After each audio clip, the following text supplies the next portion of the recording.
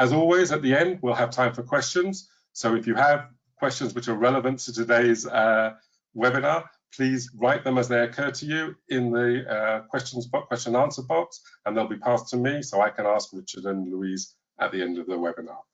And so with that introduction, over to you, Louise, a practical tool for literacy in bilingual primary schools. Hi, everyone. Thank you so much for joining us this evening. I hope that this is going to be useful and practical for you. That's my aim, to help you with some practical ideas. And basically what I'll be doing this week is following the examples that Richard talked about last week and our approach to teaching literacy in a bilingual classroom. Literacy shouldn't, as Richard mentioned last week, be based upon haphazard, random activities to fill time. Instead, our aim is to give the kids tools, the tools that they need to become independent writers. Basically, what we aim to do is to give children a real purpose to their written work, and hopefully this is going to really motivate them enormously and make the process of learning an enjoyable one. So I'm going to start by asking you, why do we use stories to base our literacy projects on? Everybody loves a story at any age, from very, very young children to adults. We love it for pure pleasure. And one of the fundamental objectives in the national curriculum is that we want to try to create readers who read for pleasure. So everybody loves that. It's our opportunity to escape to a different world, to enjoy the illustrations, and to become involved and enraptured in a story. Stories give us access to different cultures and different times. So this could be from looking at how people lived a few years ago, like a story like John Patrick Norman Mackenzie, set in the sort of 1960s in schools in the olden days, to how people live in different countries, like Hand of Surprise, and different cultures. One of the things that I like about teaching literacy through stories is that children have access to real language in a real context. So they're getting a whole range of expressions and vocabulary that they would not necessarily learn from any type of ESL activity or topic-based learning. Certain expressions, for example, as for the very, very young early learners, like Three Little Pigs, where the wolf is going to huff and puff and blow the house down. Where are they ever going to learn the expression huff and puff? And not that, you know, that's the most important expression, but they learn loads and loads of different variety of vocabulary. And of course, different grammatical structures in a real context. Also, stories can really provide us as a starting point for further projects, for developing for science projects, art projects, and very often things can spring up as you're working with a story that perhaps they want to work on later on. Okay, so where do I start? How to choose a story? This is a question that loads of people ask me. How do you choose your stories? Well, we have a large library of English children's books in our school that we've gradually over the years collected. But basically, the way I choose the story is if I like it. Does it inspire me? You have to think about, does it give you ideas when you look at the story? Do you think it's going to be interesting? Does it have a theme or a message that you think your kids are going to really enjoy and relate to? Are there characters that they can relate to as well? Very often characters have dilemmas in their lives, whether they're human characters or animal characters that children can relate to. And also, when you look at stories, immediately you should have some ideas for practical activities. That's generally how I choose a story. Also, does it lend itself to the contents and the objectives that you want to cover? And I'm going to have a little look at the contents now to show you what I mean. So you can see here that these are the contents that the working group put together, and these are the contents for Year 4.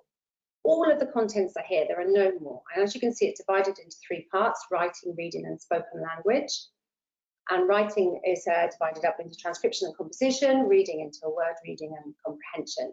All of the objectives are there are no more than that, and they're very, very easy to work with. That's, I think, one of the most important things that I've found from working in the working group, that we wanted to make the toolkit as easy and as practical as possible. And you can see, for example, if you look at reading comprehension, RC1, one of the most important objectives: continue to develop positive attitudes to reading and understanding of what they read by listening to and discussing a wide range of fiction and non-fictional texts. And that can be anything: poetry, plays, legends, fairy tales, digital and online texts, whatever. And these, you can see that there are codes for each objective, and throughout the presentation when I show you the activities that we do for our chosen text, you'll see these codes and how that I've linked all of the activities to the objectives. Okay, so our chosen story is Dear Greenpeace. I have to say that I really wished I could have told the story, because I know some of you won't know what the story is about, but I'm going to give you a rough summary just to give you an idea of how what it's about. So basically, Dear Greenpeace, it's a really lovely story about a little girl, Emily, who discovers that there's a whale in her pond at the end of the garden. So she basically decides to write a letter to Dear Greenpeace to tell them about it, and she asks them for help. Greenpeace responds, first of all, very kindly, saying maybe she's mistaken, it can't possibly be a whale in her pond because whales live in salt water.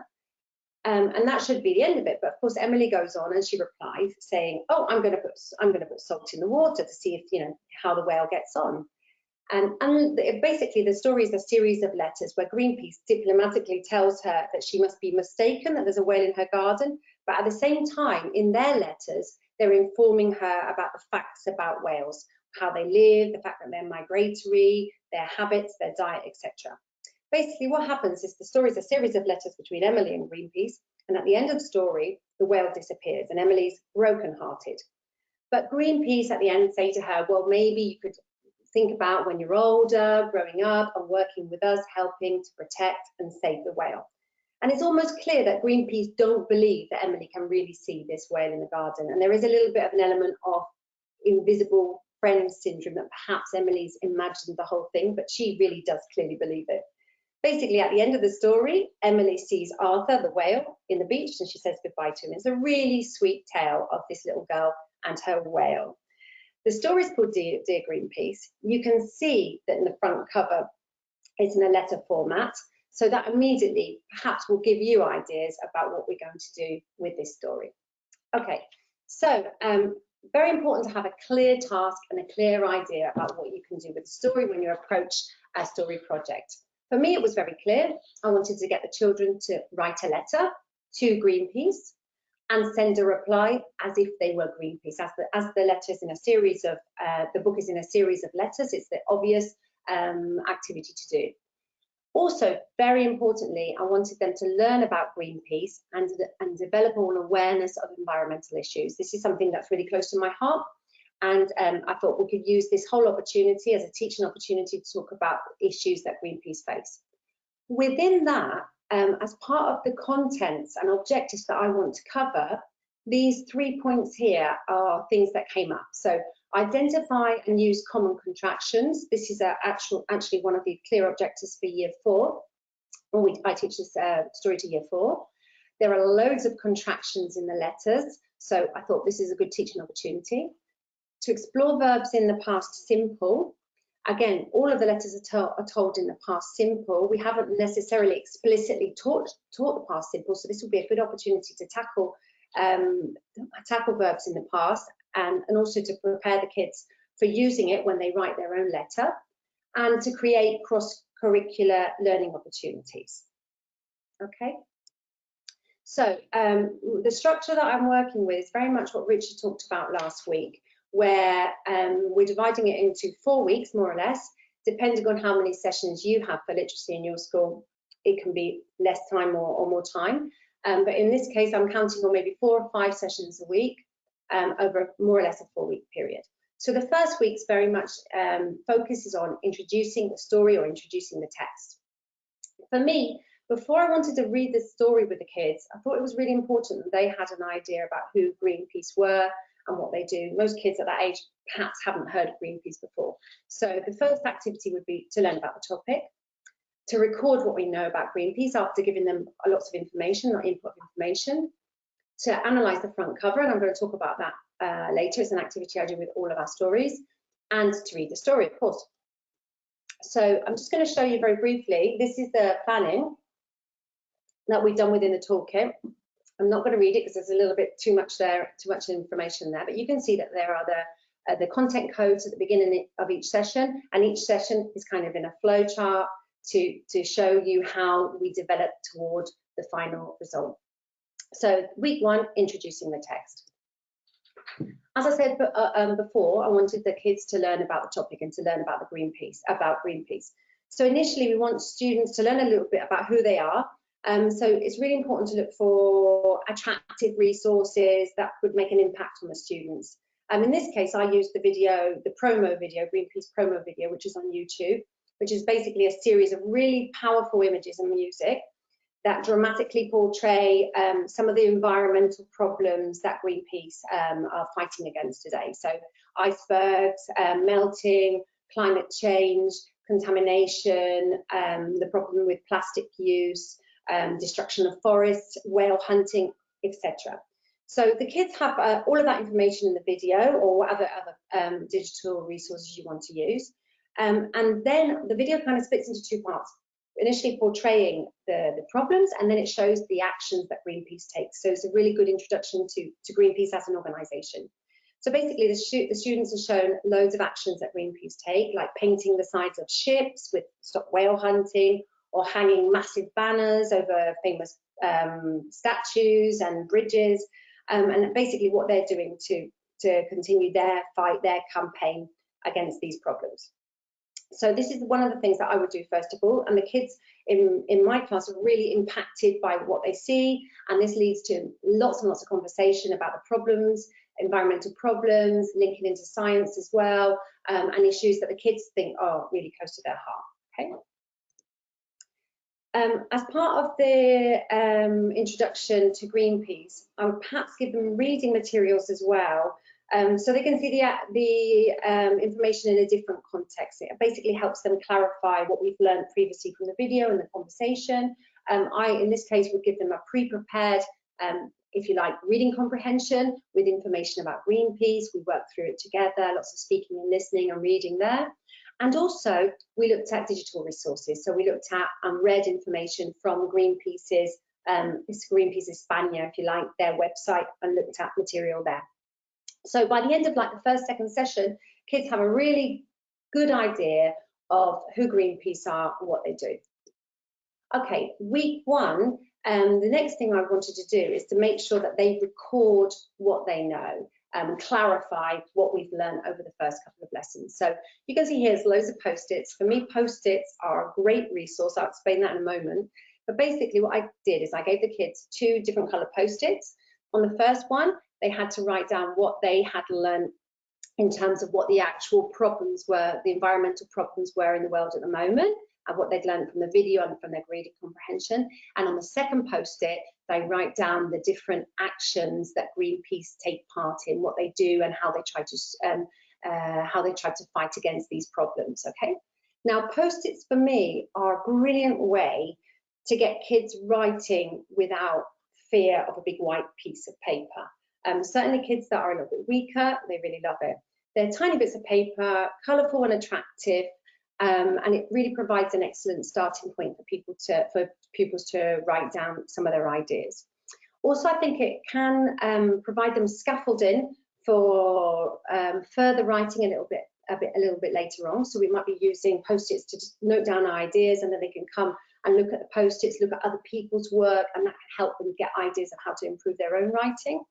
It's hands-on all at once, so everybody's writing at the same time on post-its, and I'm joining in and gluing it onto the brainstorm chart, if you like. And it's also level appropriate.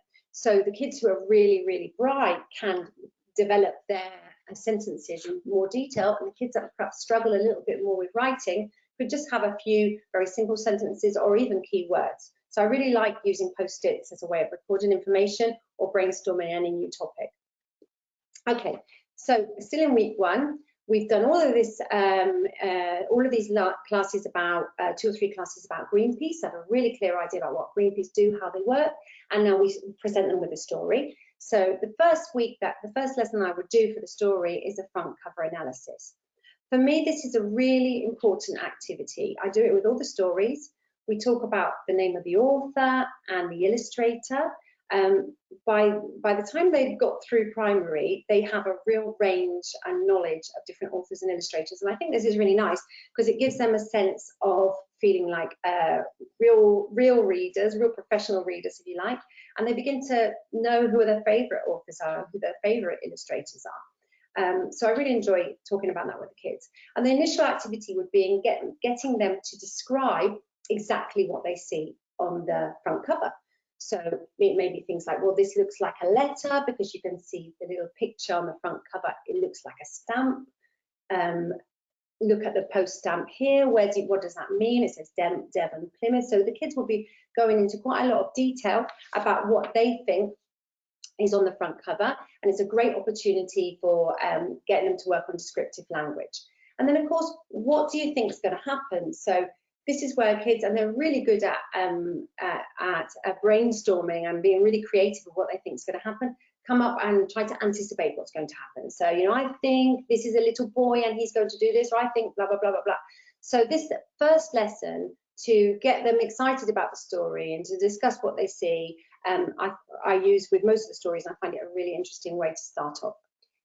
Underneath the title, Dear Greenpeace, you can see there's a whale in Emily's pond. So immediately, the first sentence on the front cover, we can see that they're already using contractions. So very often you see these things come up in a story and you think, that's a really good opportunity. I can teach that because that's one of my key objectives, okay? Okay, so we're still on week 1. We've just introduced the front cover, and now we're going to look at some basic activities to get the kids really invested in the story. Okay, so once we've read the story, and reading the story is a really important event. It could last for a whole session. We really try to get the class in the right ambience, if you like. So lights out, shutters down, sitting on the floor or sitting in a circle or whatever, to really create a kind of like theatrical experience. For me, it's really important that the kids are as interactive as possible when you read the story. So it's not just teacher reading and kids listening. Where possible, well, certainly in year 4, the kids would read and take turns reading. And if they're a little bit weaker readers, you could get them to read small parts of the text. Or even, for example, in year 3 at the moment, I'm doing a rhyming text with Julia Donaldson, the Gruffalo's Child. I would read the sentence and they would finish it. So, for example, aha, aho, a track in the, and they immediately see the word snow, but because it rhymes with aho, they can anticipate it and say it. So getting the reading of the story to be interactive for me is really important. Also, getting them to stand up to clarify the understanding of different pages in the text is also really important. So let's just act out what was said in that illustration, or if you have a look at this illustration on the screen, you can see that Emily, this is the protagonist, is sitting on the bed feeling really sad. So getting the kids to just come out and do very, very small role plays for them to become invested in the text and relate to the characters. Okay, sequencing events. Now, this is a really easy activity that we can do with any stories. Basically, what we did here was give them a series of simple sentences that tell the story up to a certain point. This is after reading the story, and they have to put them in the correct order, so there's a little bit of reading comprehension there. And then getting them to draw the story. And this is something that's very important in the approach that Richard outlined last week, the Talk for Writing approach, getting the kids to internalize and understand the story. It really helps if they can map it out. So this is another way of getting the kids to really understand it and map it out, and they actually really enjoy doing this activity. Illustrations. I'm a massive fan of storybooks with pictures. And kids pick up so much information from illustrations. And of course, the illustrators are amazing. They really portray a lot of meaning in their work. So we might look at perhaps that in many of the illustrations, they happen at night, or the colour in the background is a dark blue. And kids will say to you things like, it's dark blue because she's sad, or it's yellow because she's feeling happy. So discussing illustrations and how the characters feel, I think, is a really great opportunity to develop their spoken language as well, and to connect them again with the story. Then we go on, because Greenpeace, Dear Greenpeace, like I said before, is a series of letters. The letters are in kind of 2 types. The informal type letters that Emily writes, because she's a little girl, writes to Greenpeace, dear Greenpeace, lots of love, Emily. And the more formal type letters, where Greenpeace would finish their letter with, yours sincerely, Greenpeace. So as we're going through the letters and as we're reading aloud, I've tried to get them to pick up on those different features. Oh, this is different. This looks different from the other letter, because obviously later on we're going to use that, and I want them to be aware of that, because my aim, remember, at the very beginning, is for them to write a letter as if they are Emily, or as if they are a little child with a problem like Emily, and I'll show you that in more detail in a moment, and then respond as if they're Greenpeace. So all of the activities that we do along the way are linking in and giving them the skills to get to the end task. Okay, week 2, imitating the text. Basically, that means working with text in more detail. We're going to be looking at the verbs in the past simple, using verbs that are in the text, not just any old verbs.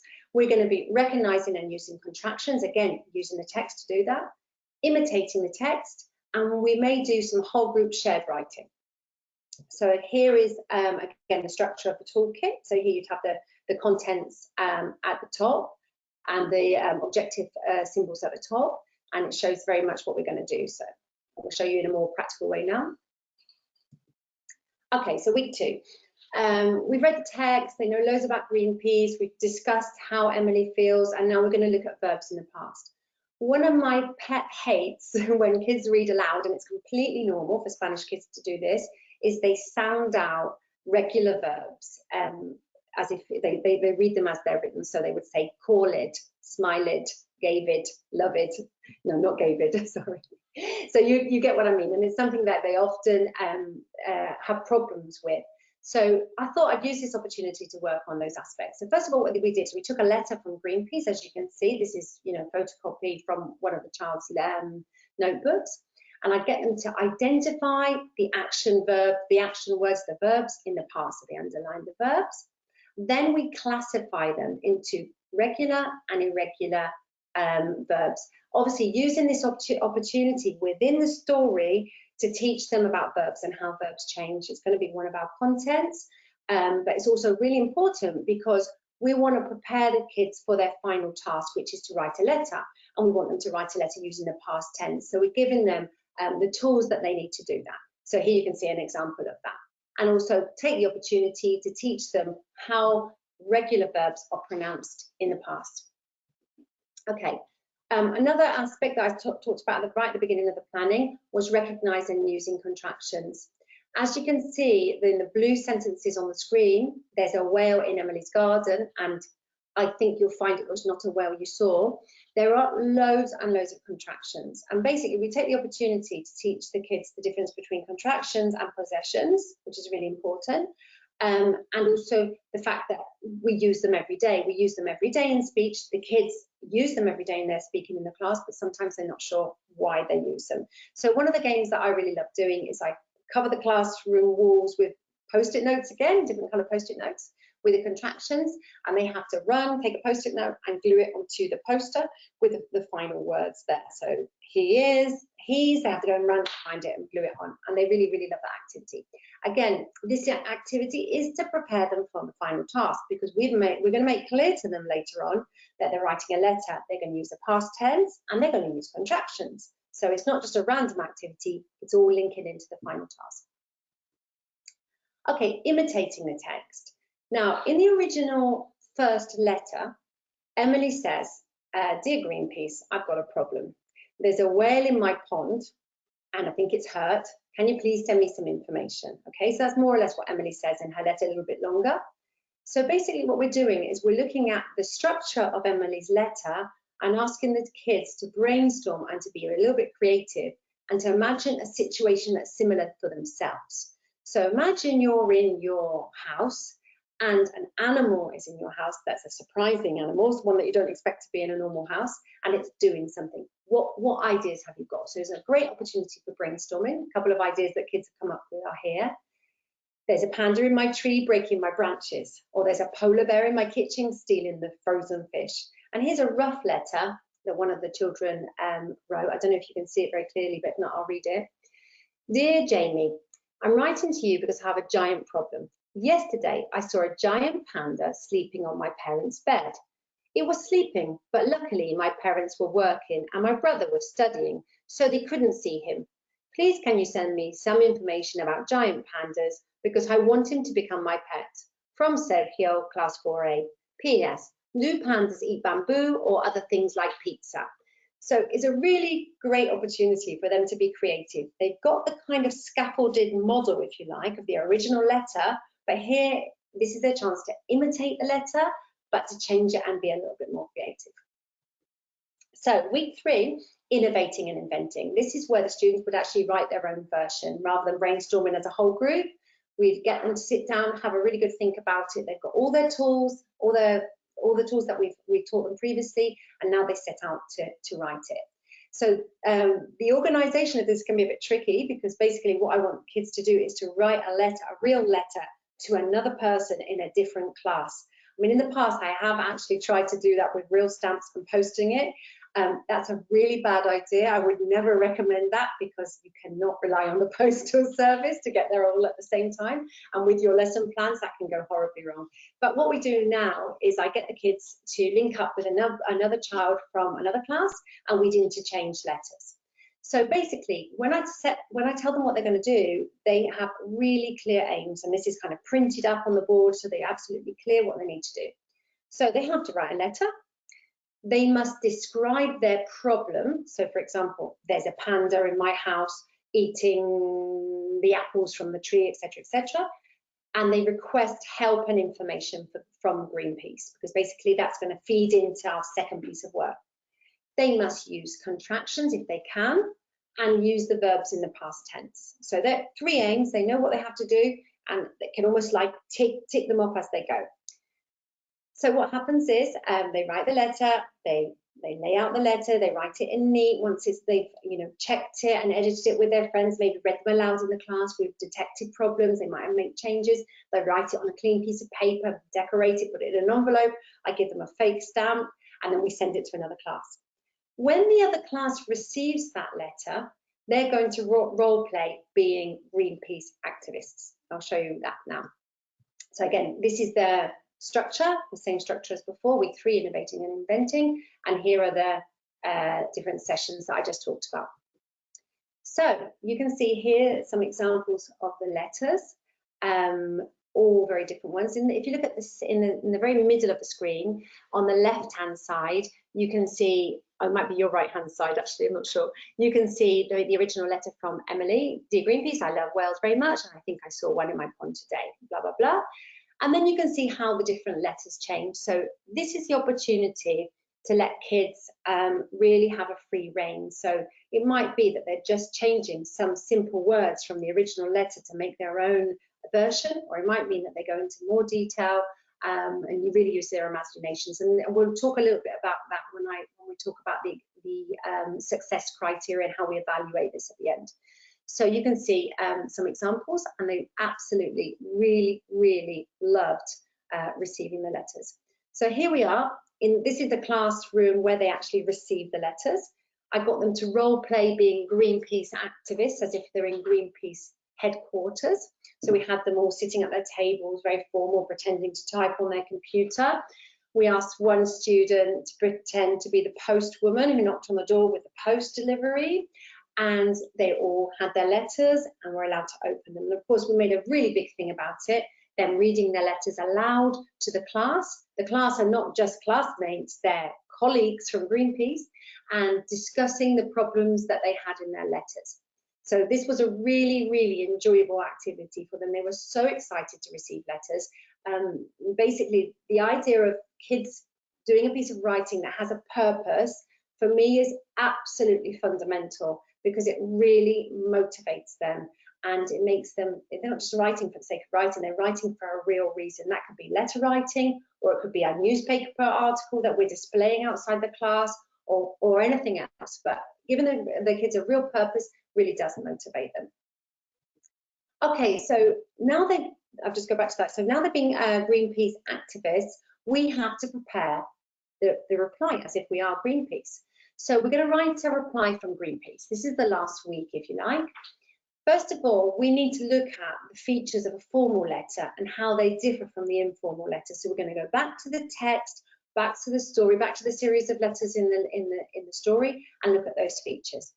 We need to learn a little bit about formal language and tone, and you'll see in a moment how we do that. And then we do the individual writing and send the replies. So here we go. Again, it's the structure. You can see all of the contents are linked in. When I talk about the contents, I know we looked at them at the very beginning of the presentation. they're very simple content, so you don't have to feel like you have to cover every content in every story project. Actually, you cover quite a few of them in this. I covered most of them. But if you don't cover one content in one story that perhaps lasts 3 or 4 weeks, you know, you can always go back to that in the next story and make sure that you're working on everything. It is really important to cover everything, but you don't have to feel like you always have to cover every content in every story project. Okay, so week 4, formal writing. So first of all, we're analysing the features of a formal letter. So other than looking at the letters within the context of the story, we might look at a few other types of formal letters, just to make sure that they understand the difference between yours faithfully, yours sincerely, dear Greenpeace, lots of love, Emily, and we're looking at comparing and contrasting the formal and informal letters. And then, because Greenpeace use quite a lot of kind of formal expressions and different kind of tone in their letters, we talk about those expressions. So opening paragraphs. Thank you for your letter about one of the other sentences that Greenpeace said. Well, I must point out that it's impossible for whales to live in your pond, or I'm afraid that you must be mistaken. So certain expressions, we perhaps brainstorm those, put them around on the board, so kids have access to that for when they write their own version of the formal letter. Now, I wanted to talk a little bit about group work and model writing. Now, this is very important when it comes to working with kids who have a lower level. In my classes, very often I've got 1 or 2 children who are either having an adaptation, if you like, for a much lower level, or they're newly arrived at our school. What do you do with those kids? I mean, obviously, you don't want to isolate them from the activities that you're doing, and you don't want them to do different work. But it's really important that you adapt what you do so that they feel that they're part of the group, but also that you're enabling them to do something that they can actually achieve. So one way of doing this is obviously to do a group shared model letter. For example, here's the letter here. You can see that it's in 2 different colours. The black, if you like, is the structure of the letter, and the red could be the key words that they change. And that's one way of doing it, okay? So giving them just certain things that they can change. Maybe they're at level 1, year 1, actually in a year 4 class, which, you know, I have a couple of students in that situation. They might be on a vocabulary, very simple sentence level. So giving them ways that they can actually approach this activity, but be very supported. So here you can see, dear Louise, thank you very much for your letter about polar bears. That can change to panda bears, that can change to whales, that can change to whatever that child decides, whichever endangered animal, if you like, or any animal they decide. Are you sure that it was a polar bear? Again, so this is really, this kind of model helps the kids clarify what is expected of them, all of the kids, not just the weaker kids, but it also provides the weaker kids with a supported model, if you like, for them to work from. Okay, so the response from Greenpeace. Again, really clear aims. Make sure the kids are very clear what is expected for them. Okay, they're going to write a letter. They must use some formal language. And of course, we've worked on that previously in the class prior to this one. You have to lay out the letter correctly. So this is the point where you actually teach them how to write the address on the top right-hand corner and the date, etc. Actually, they find this really difficult, strangely, and they often struggle a little bit with that, but that's okay. So we're teaching them how to lay out the letter.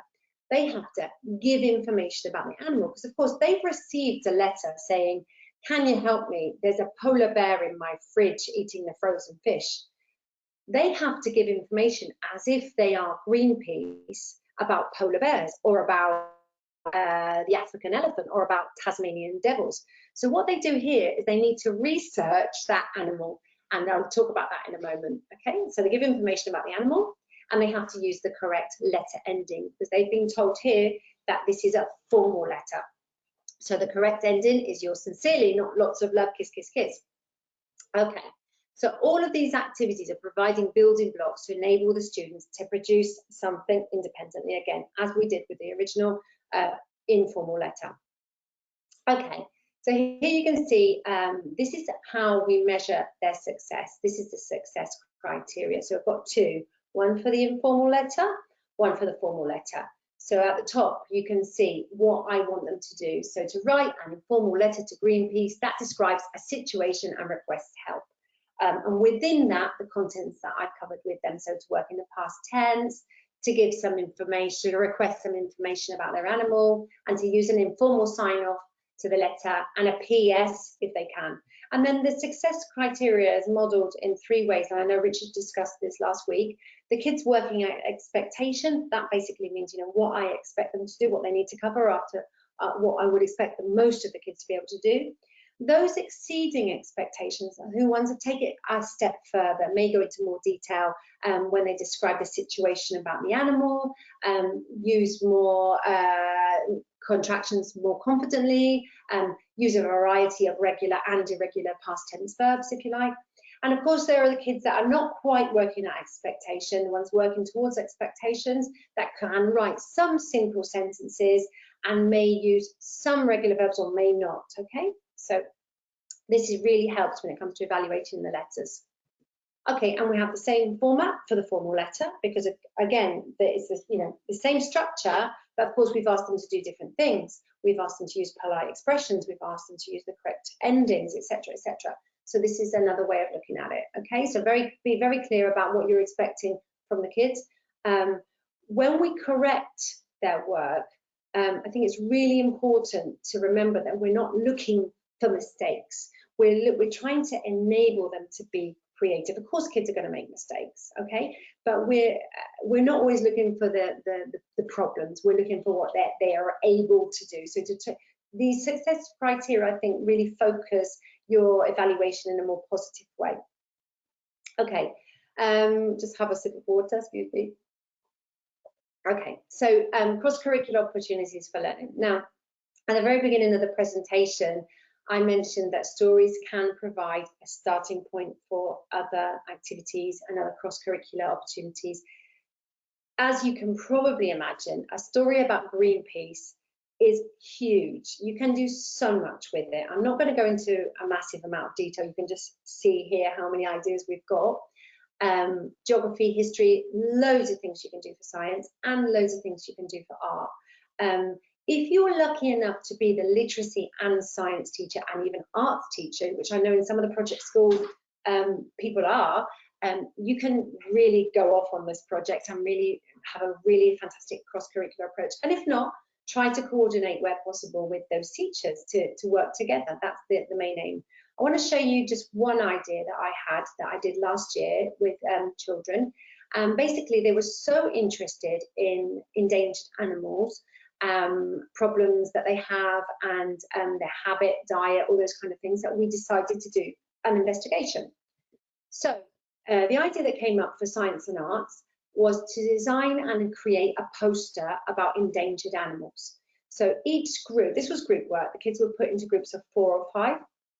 They had to decide their own animal, and their aims were to design this poster that gave information and captured attention and informed the viewer. So basically the idea is that when these posters are displayed all around the school, that the people walking by and looking at the posters would understand the problems of this animal. They would be entertained as they look at it because the design would be so fantastic, and they'd learn something as well.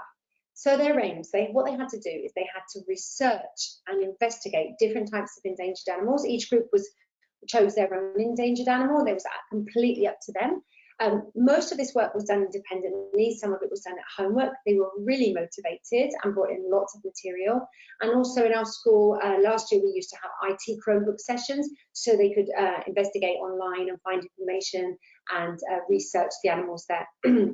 Then what we did is we spent quite a lot of time planning our poster, and finally we had a poster competition. So basically it was based on how well it captured the viewer's attention and informed the observer. So maybe you would get children from another year group to judge the posters. The posters didn't have anybody's names on it, of course, or other teachers to judge it. And they were really, really motivated with this activity.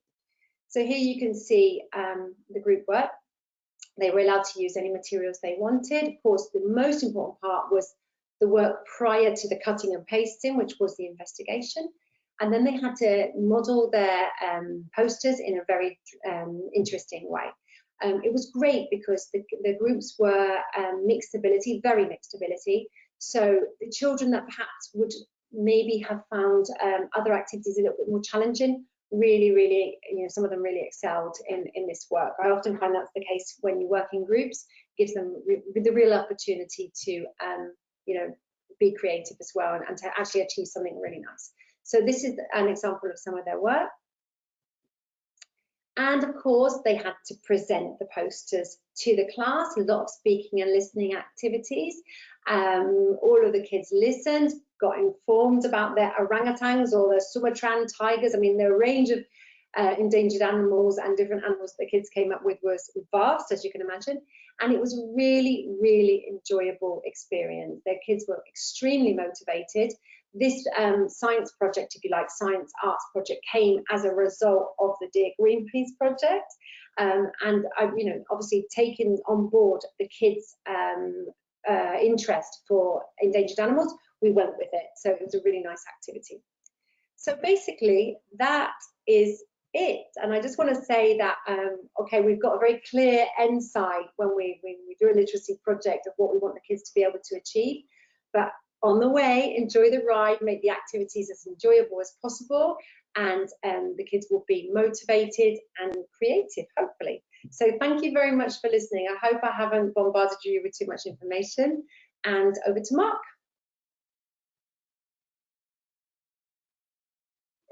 Yes, if we could, Richard, if you want to join us, I think we'll do some question and answers now. And you can stop sharing if you want, Louise, and we'll come back to the presentation later so that you can see us as well. Brilliant. Thanks very much for that, Louise. That was really extremely useful, really interesting. And I think, like as last week, I think one of the main takeaways, if you like, from this approach, and I'll ask you more about this in a minute, we've got some questions, is that it's worth spending time on what you're doing. The whole thing that you described last week, Richard, that you explored more this week, Louise, is that if it's worth doing, it's worth spending time on. There's no point rushing through things to get them done. Would you want to comment on that, Richard, just briefly, even before we start the other questions?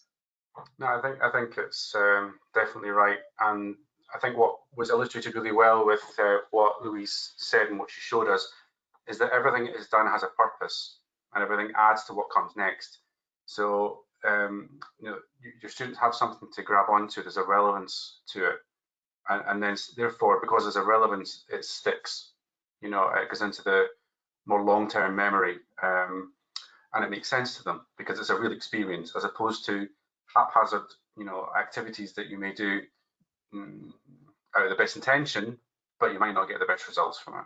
So I think it's definitely worthwhile, and I think you will enjoy it more as a teacher. They will definitely enjoy it more as students, and it's a journey, like and it's a journey you're going on to.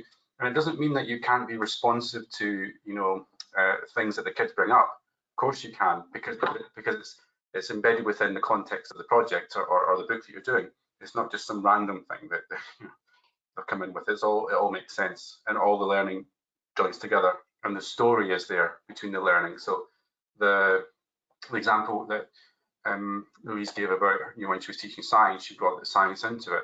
You can see the learning, the story of the learning being joined together, and so it makes sense. And for me, that's real learning. It sticks. Thanks. No, that's great. Yes, I hope that's possibly the main message that is coming across from all of this.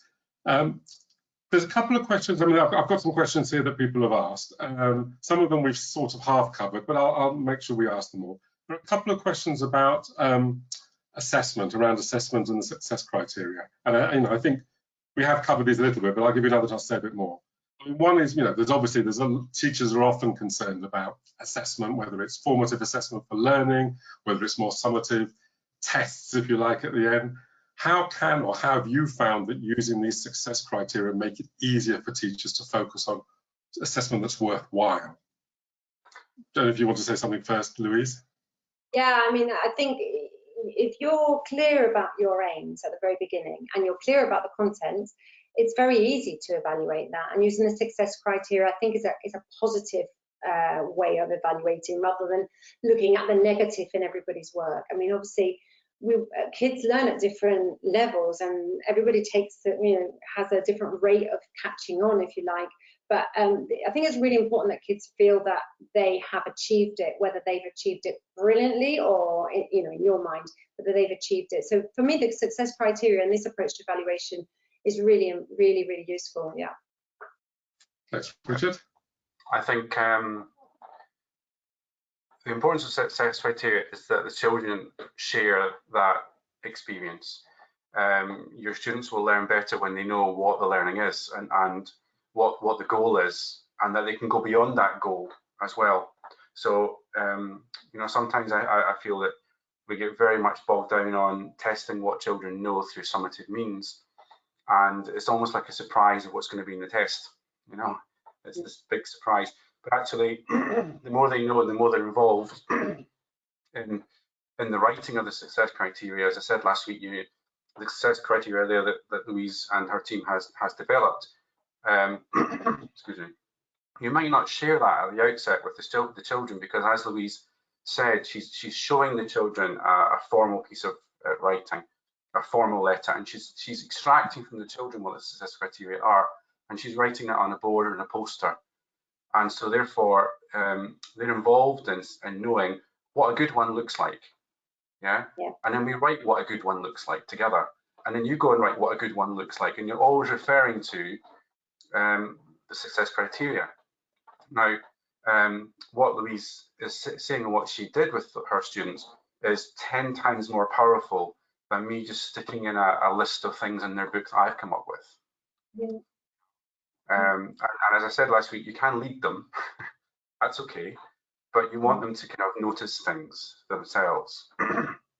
Also, some teachers might think, okay, we cover, if you like, verbs in the past. Let's give them 40 verbs to study and regurgitate. I mean, that's one way of doing it, but it's terribly boring and it won't necessarily stick in their brain. So, learning within the context of something that they're engaged in, they're not even aware that they're learning it half the time, but they are learning it, and it's just not so dreadfully boring as learning lists and lists of vocabulary or spellings or verbs. I think that what you said, I completely agree. When we kind of take an approach which is very summative to learning, so like the list of verbs, right? So we've done past 10 verbs, go and learn these past 10 verbs, and then tomorrow we're going to do a test. Your kids will go away to learn them, but then they see as the end of learning because there's a test.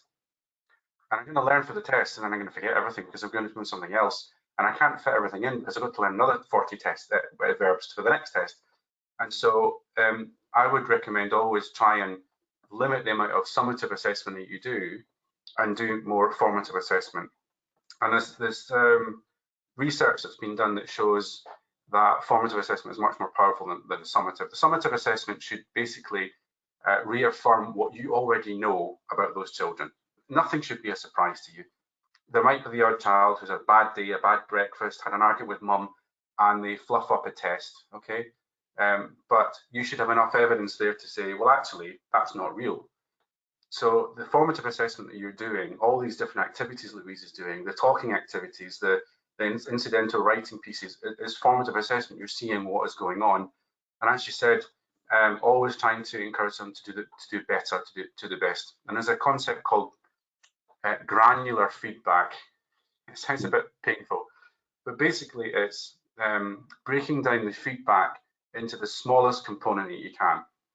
So focus on that one thing. So if you've read that piece of work and you've done some work on past tense verbs, and that's what you're focusing on, then that's what you're focusing on. You're not focusing on 10 other things as well, because it's overwhelming for a child to go away and actually fix all those different things.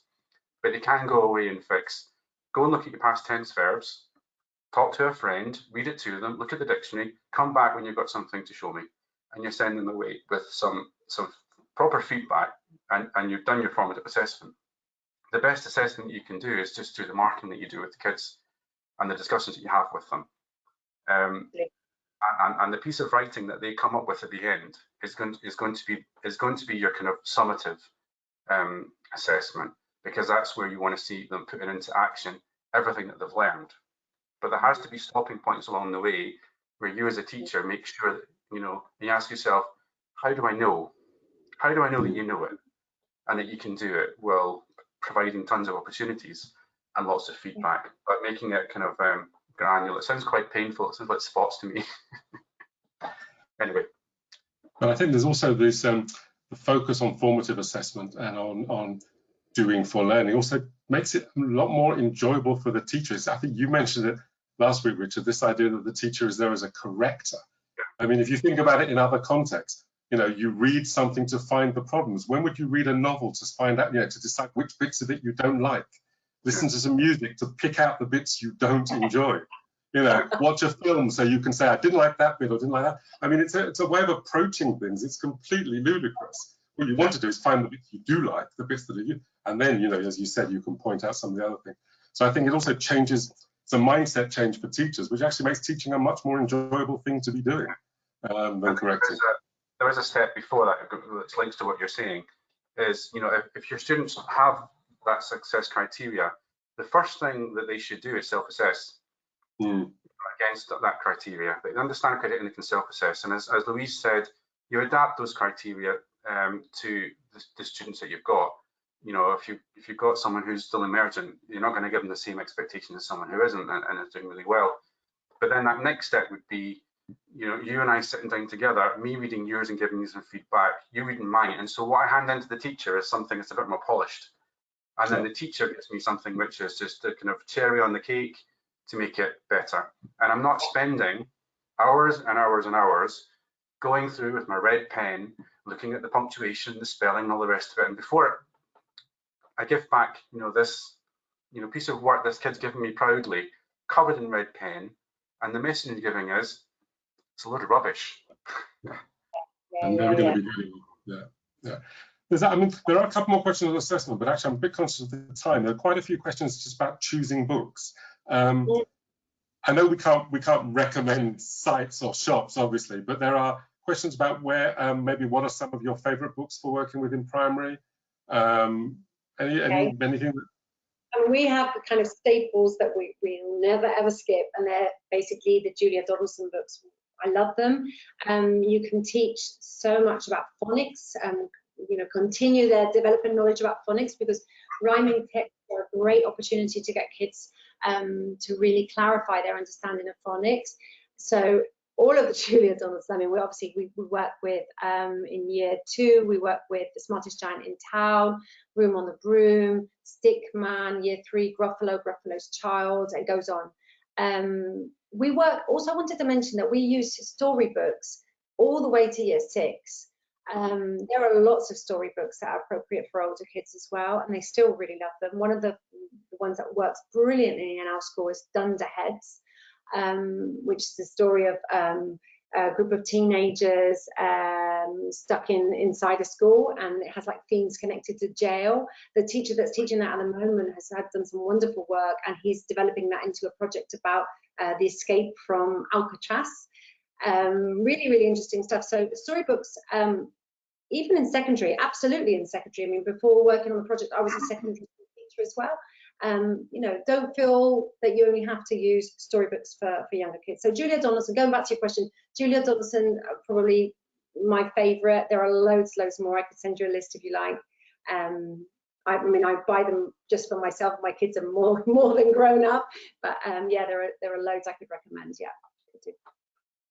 Thanks, Louise. Richard, anything to add there? I can't really add much more to what Louise has said. I think as a teacher, you've got to engage with it as well. And there are some times where a book has been chosen as part of a curriculum that you're not that enthusiastic about. But I think as an adult and as a teacher, you've got to try and find a way to engage kids in something that you might not be so enthusiastic about, or it's something you've done for 10 years and you're a bit bored with it. But those children coming in are seeing it for the first time. So, find ways in which you can engage kids. To go back to this story, the picture books, if you do a Google search for postmodern picture books, you'll get some fantastic ones for older children. And there's one actually which doesn't have any words in it whatsoever. It's just pictures. But it's actually a really hard-hitting kind of utopian type thing. dystopian, better said, and there's so much scope for it because the language that you bring in is kind of just up to you. There's nothing containing you, but there's amazing things that you can do with it on character building and situations, on current events. I can't remember the name of it, but if you look on that list of postmodern ones, it'll probably at the top because it's quite well done. And I would encourage. Sorry, Richard. Anthony books are yes, wonderful. Fantastic. Absolutely He's an wonderful. example of postmodern picture books. You know, you look at the pictures and you see so much in it, which is just beyond the story. They're fantastic. Can you say the name again, Louise? Because if people missed it, we were talking. Anthony Brown. We work on the stories Into the Forest, Piggy Book, which is a wonderful book, and Gorilla. They're the three ones that we have projects on in our school, which we really love working with. Yeah. Very good. Right. I mean, we'll include some suggestions in our toolkit in the material we're preparing for the bilingual education program anyway. It will only be a small selection, and as you know, as Louise and Richard said, there are an awful lot of very, very good books out there, all age ranges. I mean, there are great books for primary, there are brilliant books for secondary as well. Okay, I'm sorry I'm not going to be able to get lots of questions. I'm just trying to have one in each section. There's just one question which I think you're going to have to try and find a very quick answer to, because we could spend the entire next hour talking about it. But there's been a question about how have you adapted the way you teach using this approach in the sort of COVID scenario where, you know, there's distancing between students and children, and it said particularly, you know, how much have you had to adapt to meet the COVID-19 measures? I think that's COVID-10 is a mistake. The COVID-19 measures and small groups activities. I mean, certainly with this project, which I'm actually working on at the moment, the poster work, groups of 4 around the table, that's I don't think we're going to be able to do that.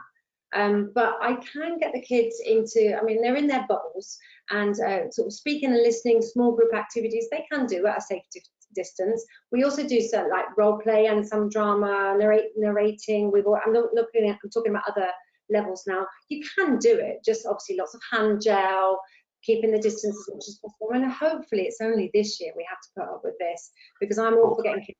But yes, we do what we can, the answer. I think it depends on, you know, what resources you've got available to you, but we have some teachers who we use Teams at school, so those times when we've been off, you know, and at home, or if a class is quarantined, then we're teaching through Teams. And within Teams, you can create collaborative spaces, so you can create groups, and then they can work, you know, remotely wherever they are, even if they're in the class on a different device, they can work together on the same document. So they can create posters and you know, PowerPoints and leaflets and texts together and communicate with each other through, you know, comments. But again, it really depends if that's an option to you. So it's quite powerful, because you, as a teacher, you can access that too, and you can see what's happening with that group in real time, and type to them too. And kids quite enjoy that kind of thing, to be honest. You know. That's great. Thank you, Richard. Thank you. I think actually we're going to have to, I mean, I think what we might want to do actually is have another session where we just have questions and answers, to be honest, because apart from, you know, it's quite interesting or very interesting listening to you too. But I think, you know, there's an awful lot here that we could discuss and a lot further. I'm just very conscious we've already gone over time, so I think I'm just going to finish off. So Louise, could you share the presentation again? Would you mind? I just really want to say thank you very much to Louise and to Richard. Can you put it on to? Yeah. Okay. There we go. And the next slide, that's it. And to thank the primary working group. You've got the names there, the people who are still working on our toolkit, which will provide some support for our approach to primary teaching in the bilingual education program. We'll have in the toolkit, there will be work models of books for each year of primary and fiction. We'll have a couple of books that are non-fiction as well. We'll have the objectives that you've seen that both Louise and Richard have shared parts of. We'll have something about assessment, something on inclusion and inclusive practices, something on pronunciation as well, and something on grammar. So a bit of everything in the toolkits. The team who are there on this slide are still working. There's no free time for them at all. And extremely grateful to everybody who's been involved, and as I say, especially to Louise and Richard for the 2 webinars. And maybe we will have another session where we just talk about some of the issues that have come up without necessarily having a whole presentation. Coming up, as I said, next week, Friday the 26th, we're celebrating our 25th anniversary with a 2-hour seminar. There's information that's going out in various places. There's information on our website. We've been sending out through newsletters in the bilingual program as well. It's in the morning, so some of you will be in class and can't join us, but if you sign up, you can get a recording of it afterwards. We'll have a conversation with the Secretary of State, Secretario de Estado for the Ministry of Education, Alejandro Tiana. He'll be talking about the impact of the bilingual program since its start and looking to the future. And we'll have 2 plenary speakers as well who'll be doing short sessions. Lucy Crehan will be doing a session on how highly successful educational systems deal with attainment and high expectations. And Professor Zahir Irani from the University of Bradford will be looking about the transformational power of education and how it impacts on communities. So we've got 2 really interesting sessions as well, a celebration of the program, and that's next Friday, 26th. And after that, a couple of weeks after that, we'll have something for secondary as well. So if you teach secondary as well, keep looking at our newsletters, look at our website, and there'll be information soon. So thanks everybody very much. Thanks to the people, the team behind the scenes as well. Keep well, stay safe, and see you all soon, I hope. Bye.